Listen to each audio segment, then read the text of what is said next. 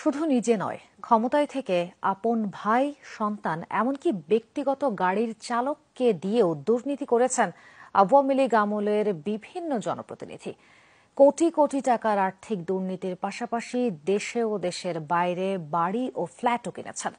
Narayanganj city কর্পোরেশনের mayor doctor Selina Hayat Ivy, Noakhali ৬ আসনের সাবেক সংসদ সদস্য আয়েশা ফেরদৌস ও যশোর ৪ আসনের সাবেক সংসদ সদস্য রণজিৎ কুমার রায়ের বিরুদ্ধে এমনই সব অভিযোগ পেয়েছে দুর্নীতি দমন কমিশন।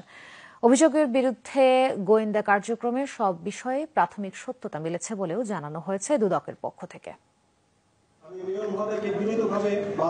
ডাক্তার সেলিনা হায়াৎ আইভী ২০১১ সালে নারায়ণগঞ্জ সিটি কর্পোরেশনের প্রথম মেয়র নির্বাচিত হন। রাজনীতির মাঠে ক্লিন ইমেজের অধিকারী আইভীর বিরুদ্ধে এবার উঠেছে দুর্নীতির মাধ্যমে কোটি কোটি টাকা লুটপাটের অভিযোগ। ডাক্তার আইভীর ক্ষমতা ব্যবহার করে তার আপন দুই ভাই বিপুল পরিমাণ সম্পদের মালিক হয়েছেন বলে প্রমাণ পেয়েছে দুদক।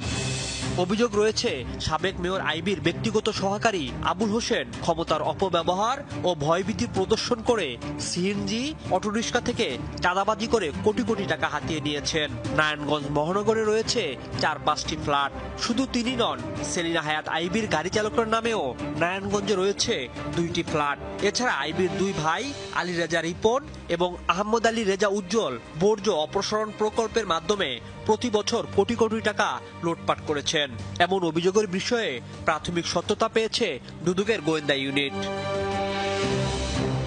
যশোর ৪ আসনের সাবেক এমপি রঞ্জিত কুমার রায়ের ছেলে রাজীব কুমার রায় সংসদীয় এলাকায় প্রতিটি কাজে আদায় করতেন ৫% কমিশন।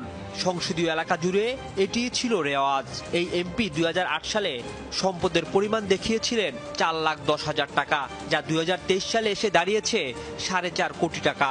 পার সম নগদ অর্থ ছাড়াও রঞ্জিত কুমারের ঢাকায় ও কলকাতার সল্টলেকে একাধিক বাড়ি থাকারও তথ্য প্রমাণ পেয়েছে দুদক। নোয়াখালী ৬ আসনের সাবেক সংসদ সদস্য আয়েশা ফেরদৌসের বিরুদ্ধে অনিয়ম ও দুর্নীতির মাধ্যমে অডেল সম্পদ গড়ার অভিযোগ রয়েছে দুদকের কাছে। আয়েশার উল্লেখযোগ্য সম্পদের মধ্যে রয়েছে হাতিয়া বাজারে বহুতল ভবন, বুইয়ারহাট নামক স্থানে ৩তলা বাড়ি, পুশালী বাজারে ৪তলা মার্কেট। তার স্বামীর নামেও বিপুল পরিমাণ নগদ অর্থ, ব্যাংকে টাকা, গাড়ি এবং মৎস্য ব্যবসা সহ নানা সম্পদ রয়েছে।